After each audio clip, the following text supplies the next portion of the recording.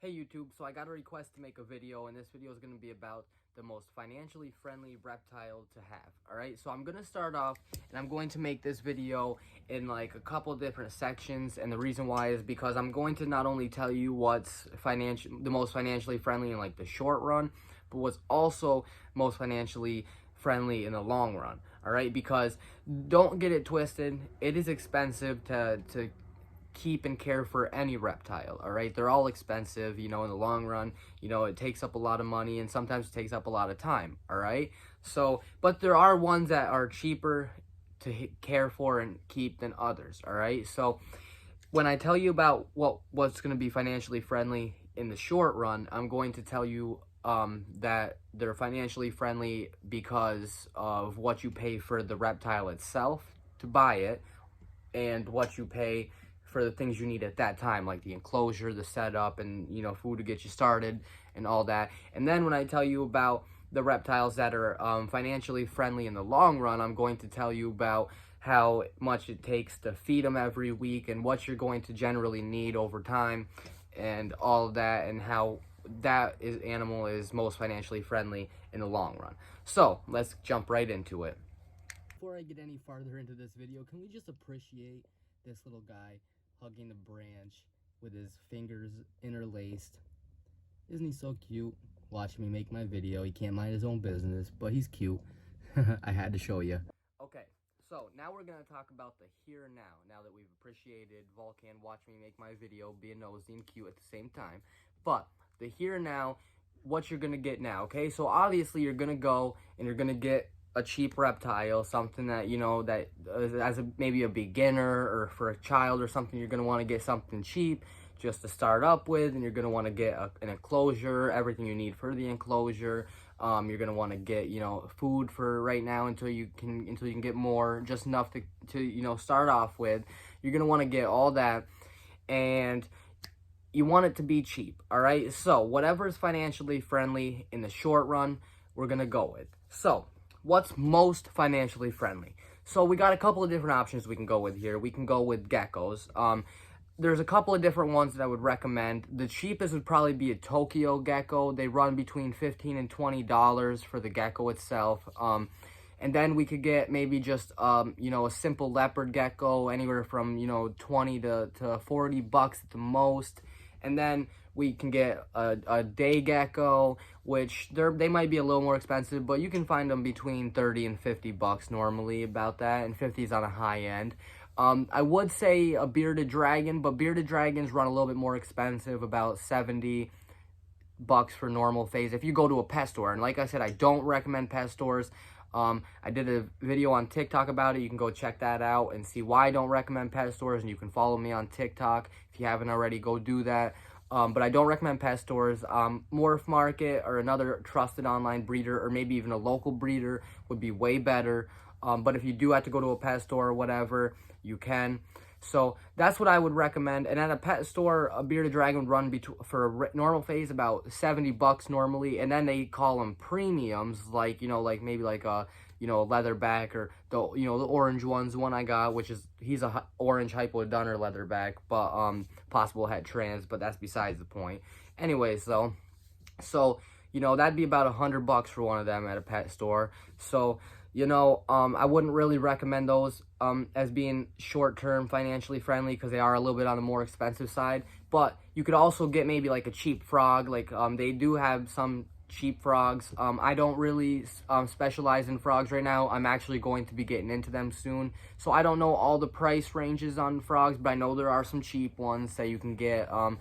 But I will be getting into amphibians soon, because I do specialize in amphibians, but I haven't really dealt with them as much as I have reptiles, so I don't really know the price ranges on those.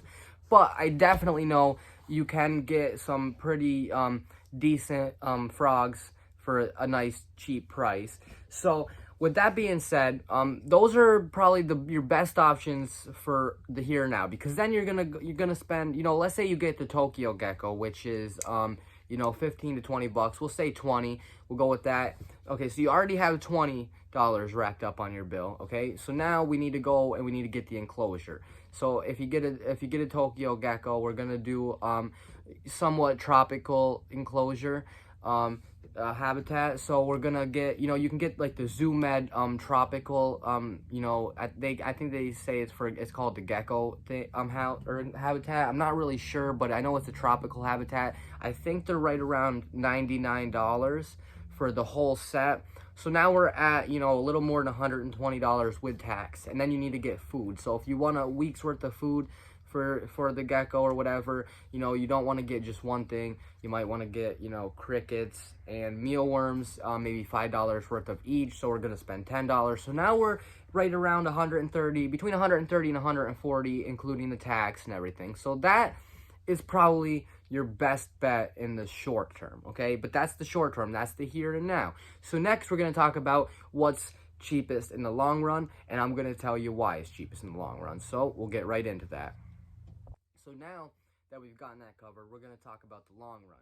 Before we do that, I just want to say also something that might be financially friendly for you in the short run. If you want to go with an aquatic reptile, you can get a turtle, maybe like a small, like a baby slider or something like that, or even like a eastern painted turtle or something. You can figure something out like that. Those can be pretty cheap. I know some places online that are pretty trusted places got them for like for sliders for like $12.99 to $14.99, give or take some.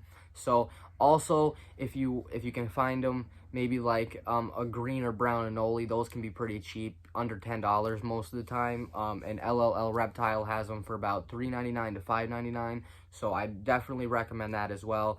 If you want, I'm not a big fan of anoles, but they're pretty cool. They're just really fast, and they like to jump and then run. So be careful with them.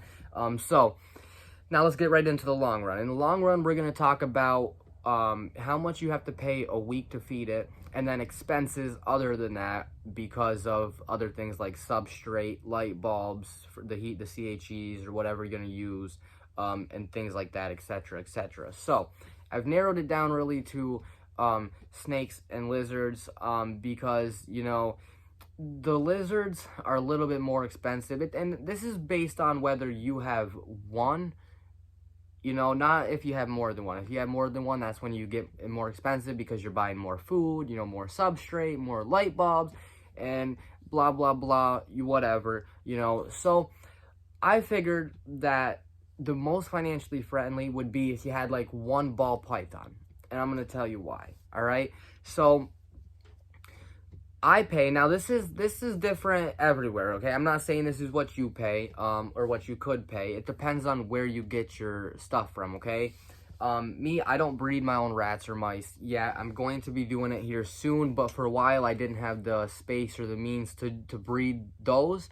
And I've been partnered with a breeder of rats, feeder rats and mice for a couple years now, and she gives me a really good price, about $1 to $2 for mice, depending on the size, and then $3 for rats of all sizes, and that's a really, really good price. So, and she gives me a lot of good deals because I buy a lot at a time, so, I get them pretty decently cheap. But if we were talking about one snake, well, let's talk about my biggest snake, Pappy, which his tank is right there, and earlier in the video, you might have seen him coming around, going up to the top, because he wants to come out.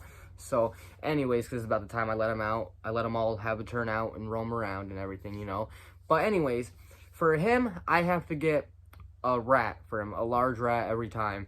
And that's only $3 for me. For you, it might be a little more expensive or cheaper. You never know. It depends on where you go, if you breed your own or not, okay? For him, I pay $3 a rat. So that's $3 a week. Out of the year, that would be about $156. That's not bad to feed a snake at all. Not bad at all. That's actually pretty decent, okay? Because, it's only $3 a week for one snake. That's cheaper than feeding a dog or a cat, okay? So in a year, that's $156. So that's why I say that just a snake would be the most financially friendly in the long term. Now we also have to account for things like substrate. With a snake, I use loose cocoa fiber. I use Eco Earth by Zoomed, which is in my opinion and to my experiences, it's the Eco Earth by Zoomed is the best cocoa fiber out there, and I love Zoomed products. I think they're actually pretty decent products. So with that being said, you can get a big bag of it that'll last a while if you only have one snake for, you know, between $6.89 and $9.99 depending on where you go. Or you can get those bricks pretty decent. They're like $8 a brick, or you can get like a 3-pack for like, I think it's like 12 to 6 or 14 to 16 bucks or something like that. I get the loose stuff, and really you, as long as you clean the tank out like you should and take care of it, you only have to change that substrate once every 6 months, really. You know, maybe a little bit sooner than that, but you want to take care of it, which is why I recommend you get one of these. One of these right here. This is a sifter. You can get one of these at basically any local pet store, and basically I clean my substrate out, you know, about once or twice a week with one of these. I just scoop it all up and then put it in one pile before I put it all back down, and basically anything that comes up in this that shouldn't be there, like especially like poop and stuff like that, you know, gets thrown out. So I keep it nice and clean with one of these. And you can get one of these at any of your local pet stores, most likely any of them. Petco, PetSmart, Pet Supplies Plus, maybe even mom and pop shop, local ones. I'm pretty sure you can get ones that aren't made. This is a Zoomed one, so I'm pretty sure you can get ones that aren't made for reptiles too and use that just as good, you know, from Walmart or something. I'm not really positive, but I highly recommend one of these because it keeps your substrate nice and cleaned out. And, you know, I got a comment the other day on a video on my old channel before it got hacked and stolen. And someone said, oh, I hate Eco Earth. You know, I hate it. It just gets moldy and blah, blah, blah. And to that comment, I attest that right down to a T, because at the end of the day, 99% of the time, if your substrate gets moldy, it's because something you did. It's because you're putting too much water in it. It's too wet. You know, you don't want to, when you spray your snake's tank, you don't want to spray the substrate directly. You want to spray the sides and then let it, you know, let the humidity rise because of that. And you only hydrate the substrate when it's completely dry. You only have to hydrate it every so often because, you know, it holds the moisture and it holds the humidity, and that's why I like cocoa fiber, because it helps the humidity in the tank. It helps keep it up. But I don't agree with that. I love Eco Earth by Zoomed, and anytime it gets moldy, it's most likely because of your doing, and you need to watch what you're doing. So I believe that person that made that comment just doesn't know what they're doing when it comes to this. So, you know, I disagreed with them, and I told them why. They never answered, so I'm assuming they just either didn't care or they just didn't care to believe me. So, anyways, you know, so you get that one bag of substrate, and it'll last you probably, if you only have one snake, a year, because you only have to do it every 6 months as long as you're taking care of it good enough. And one bag will last you more than a year, so it'll last more than twice. I mean, one bag, if you have one snake, I'd say about 4 times if you put enough substrate in there, maybe 5 times if you are using it sparingly. But that's another $10 on top of that. So now we're up at, aside from the original price that we paid for the snake and the enclosure and all that, we're up to $166 for a year. So now we got to account for light bulbs. I use CHEs. Hold on, I will show you one of those. So this right here is a CHE. What it stands for is ceramic heat emitter. And I'll be right back to explain what it is. So a ceramic heat emitter, aka a CHE, is basically it's a light bulb that is ceramic and only emits heat. It doesn't emit light.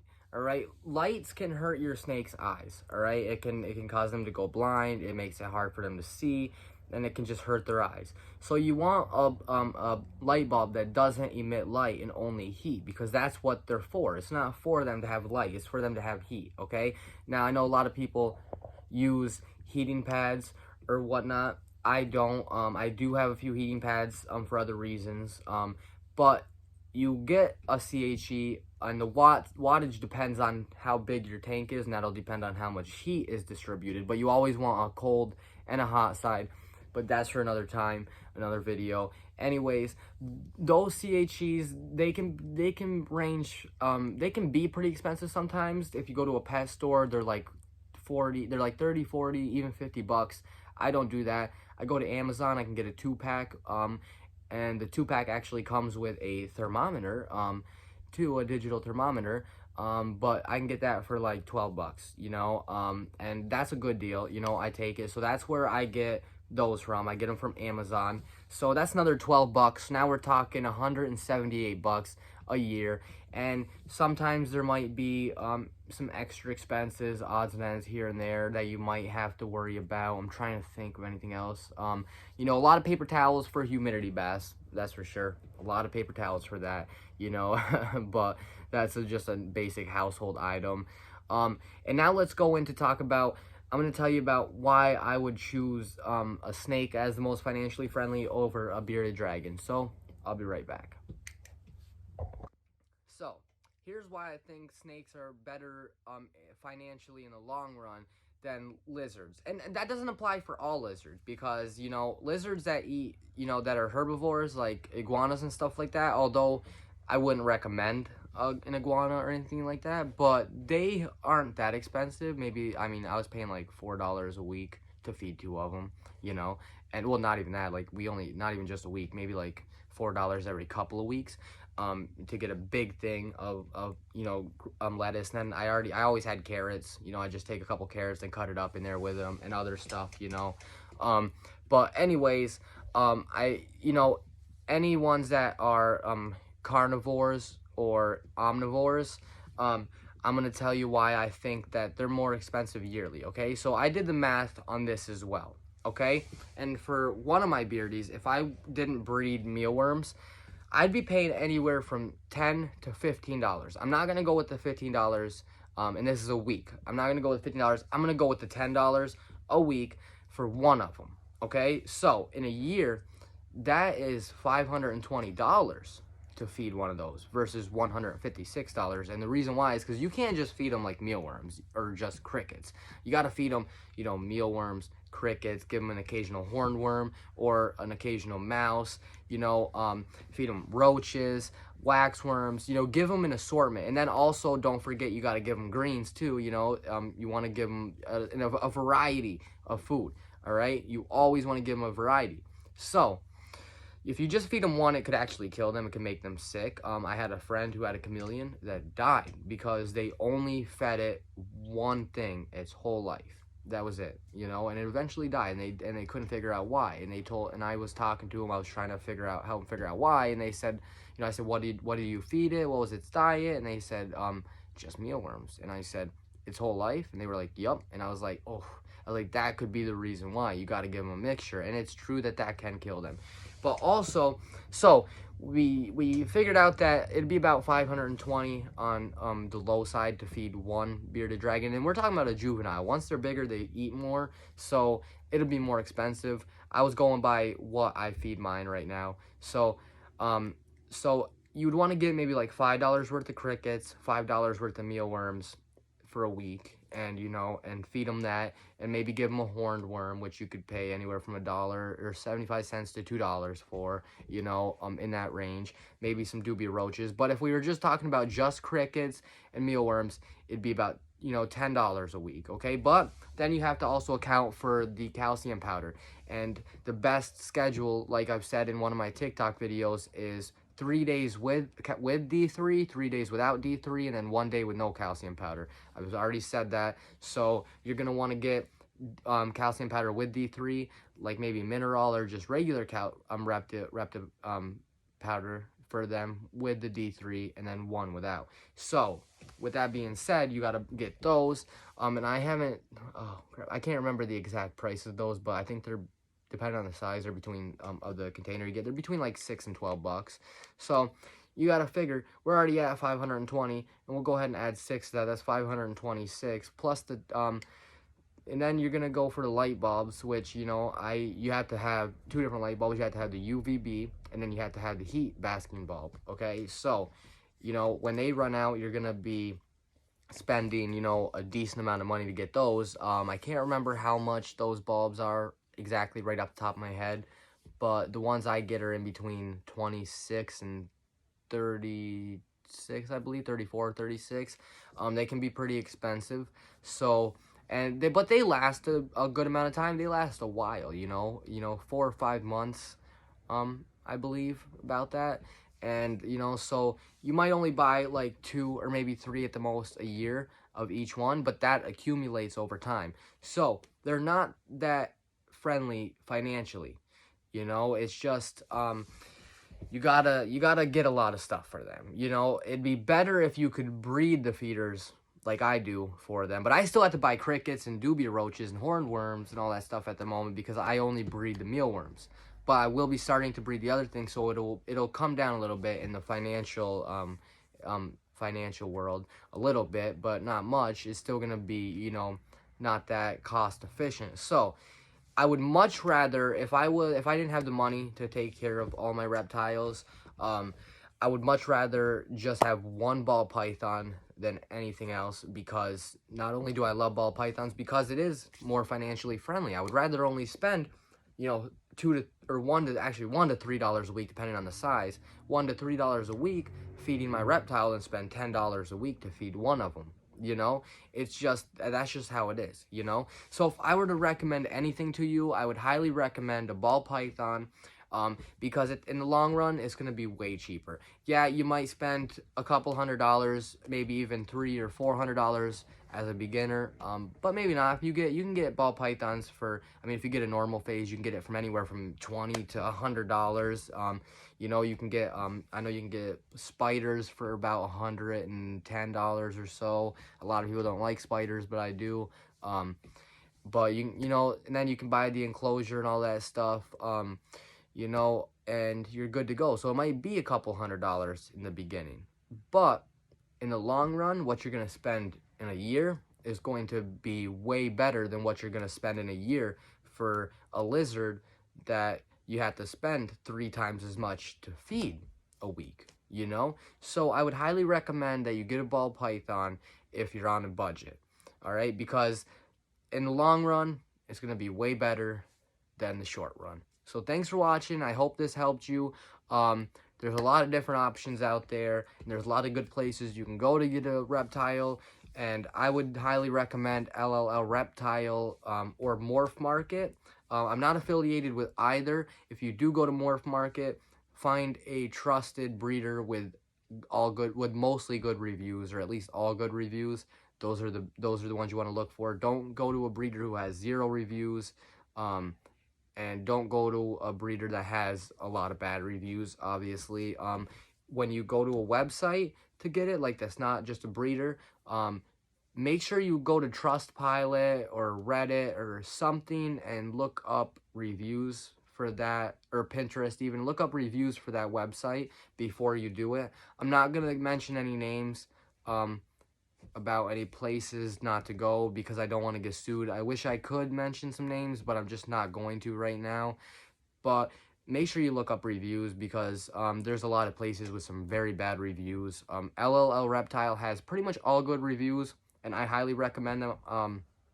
When I can't find a snake I want from a breeder, or they're too expensive on Morph Market at the moment, I always go to LLL and check them out, because I've always had good dealings with them, and I'm not affiliated with them, but they're a good company and I like them, so I would highly recommend them if you don't use Morph Market.